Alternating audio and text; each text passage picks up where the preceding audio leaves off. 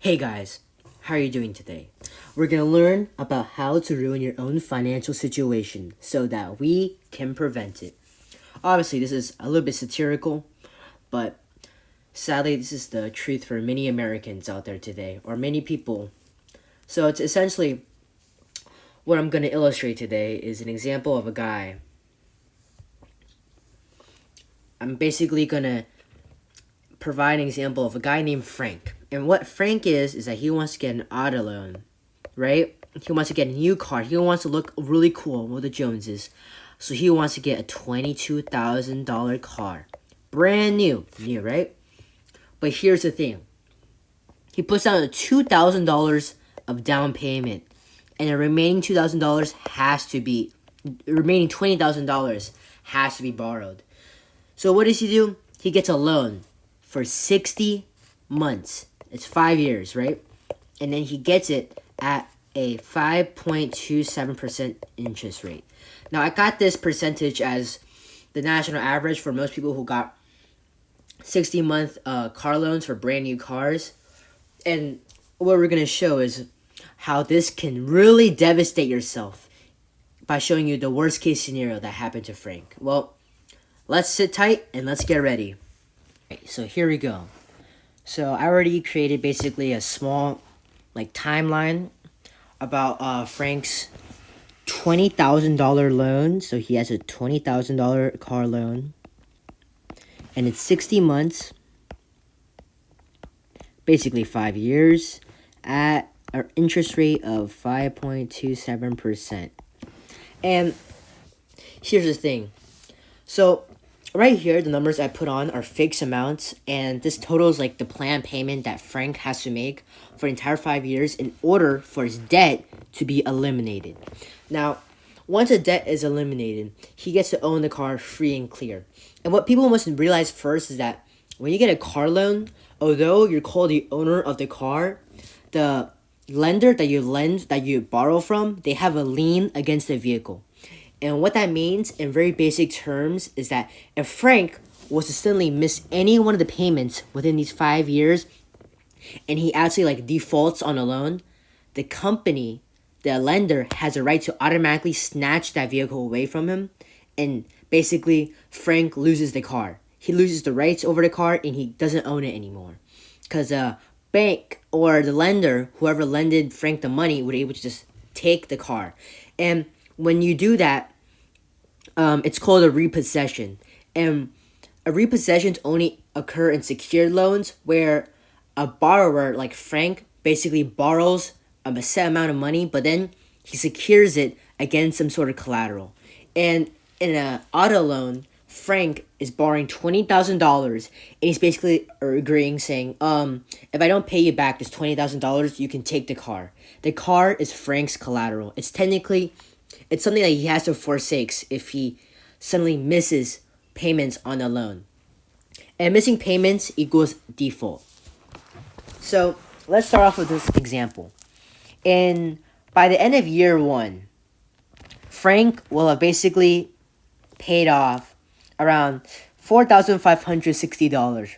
So his remaining balance, if you take into account the accumulation of interest, is about $16,000 and $101. So this is his total debt balance. But here is one of the most striking facts that many people don't realize. Cars are one of the worst money suckers out there. Many people don't realize that the price at which you pay for a new car, that price literally drops 30% within the first year of driving. And the reason that it drops is to reflect basically the price that the car would resell for if you were to suddenly sell the used car. And it's pretty shocking because when Frank borrows $20,000, right? He's borrowing $20,000 because the car, when he bought it, was worth $22,000. So when he borrowed $20,000, his car actually depreciates a lot.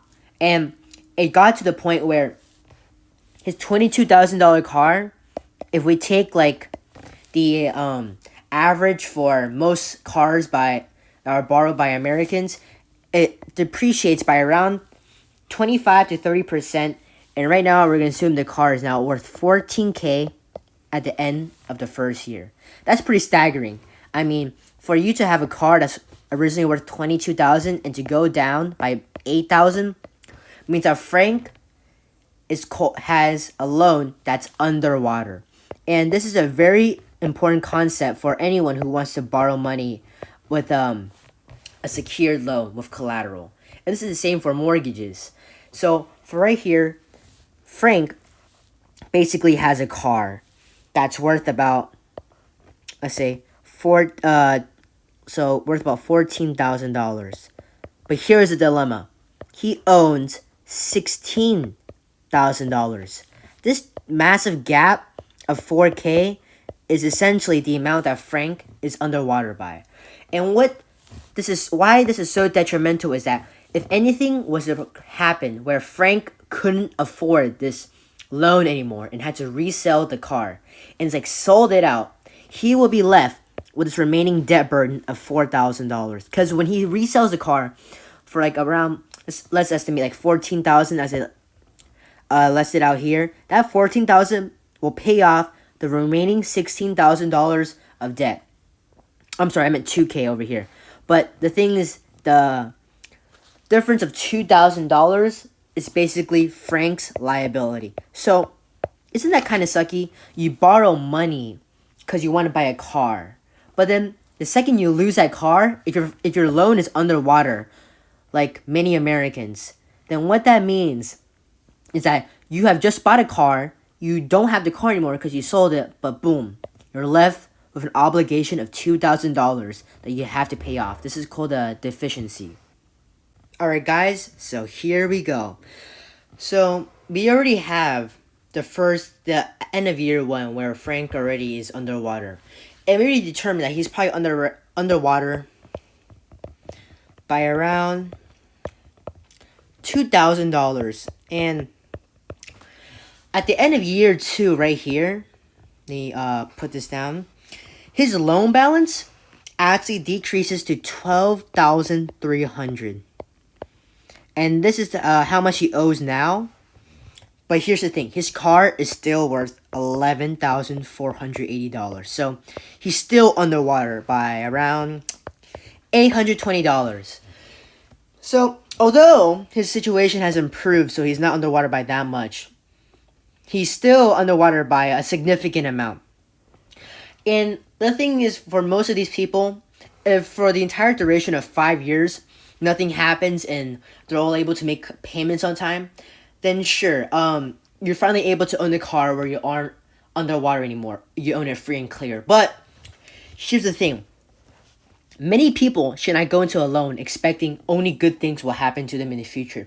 You have to safeguard against what I call financial hardship. And if you can't pay up this loan in hard times, then you're going to have a heck of a lot of trouble if some adverse life event happens, like a divorce or a layoff or a firing. And here we're going to simulate the detrimental consequences of Frank being laid off. So here, at the end of year two, although he's made progress on the loan, he's gotten laid off. And I know a lot of people say, oh, well, I'm not going to get laid off, or this is just a very uncommon example. Well, here's the thing. An uncommon example doesn't mean that it won't happen. If you're getting a loan and you can't afford it when times are bad, well, chances are you shouldn't get it. Because if it does happen to you, by the slight chance, you're probably going to be in for a pretty miserable turn of events. And that's what we're going to show here. So, Frank, like most Americans, has no savings. He has no savings at all. And what that means is that when he's laid off and he has no income, he has no way of paying off this loan. He can't pay off any more payments. And so for year three, things take a turn for the worse. Frank starts missing payment after payment after payment in year three. And as we defined earlier, when you miss a payment for long enough, it's called a default.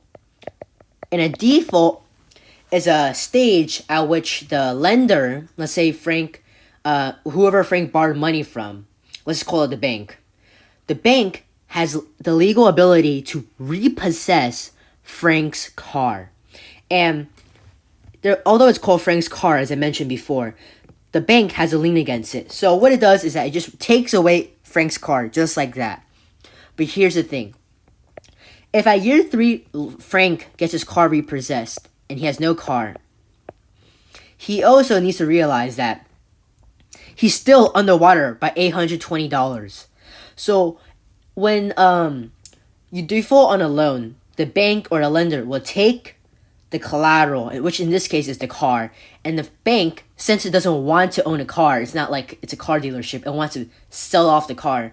So what it would do is that when it sells off the car, and let's say it sells it off for around $11,480, as we've written here as a pretty conservative estimate, that means Frank still has the $820. So not only that, in year 3, when Frank gets laid off, which is awful. We all feel bad for Frank, but he should have been much more well prepared for such a bad event. So he's laid off. He has no car, no way of transporting anywhere, of going anywhere. In addition, he's sacked with $820 of underwater amount on his loan. So here's the thing. He has no way of receiving the benefits of what he came in the first place. So see, he went through 2 entire years of paying $4,560 in year 1 and the same in year 2. And he does all of that. Like all of those 24 months of continuous on-time payments just to lose his car and to end up in debt by $820. Now, here's the third thing that's most people often overlook, but it's very, very, very detrimental. It's the damage to your credit score. And we'll review credit scores later on, but the thing is, credit is a measure of your financial responsibility, either as a borrower or paying bills on time. And since Frank has defaulted on a loan, which is one of the worst things that can happen as a as a person borrowing money, his credit is basically devastated. And the thing is that when you calculate the credit score, the most important factor is on-time payments. And since Frank missed an on-time payment, which is why he defaulted, his credit score is going to take a massive hit. It's going to go down and down and down. And there should be a lesson for everyone involved when they want to buy a car. The thing is, buying a car on a car loan usually means that, to face the truth, you probably can't afford it. Because if you're like most Americans, like Frank, as an avid example, he has no savings. He's living paycheck to paycheck. And the only way that Frank could make such a big commitment was that he was relying on this income stream to keep coming in. But guess what? We don't live in a paradise. Anything could happen. Let's say instead of Frank getting laid off, let's say he had to go to the hospital and he racked up a lot of medical bills. He has to now devote a lot of his money to paying off medical bills. And he might get to a point where he can't afford his car loan anymore. So the advice for everyone is that the consequences of getting a loan for a thing that depreciates, which is right here, a car. As I mentioned, a car is a money sucker. Remember, this is the original situation. He borrowed $20,000 on a car that was worth $22,000. And this is what he ended up with. He's ended up with a deficiency of $820. He has no car. He has damaged credit. And I'm not even going to start with all probably the misery and the financial hardships that Frank has to do when he goes through the experience of getting your car repossessed. Because obviously, if you're probably going to get emotionally attached to driving something for a couple years, and just to see it get taken away by a bank after spending years of trying to pay it off, it is just devastating. And although the situation might sound, not that bad. It's not like you're going to ruin your entire life. In the next video, we're going to show you another perspective of how you can approach this situation, and it's called opportunity cost. And when we review opportunity cost, you're going to start seeing why it could have been much better had Frank not bought the vehicle in the first place, especially on the car loan. Thank you. See you guys next time.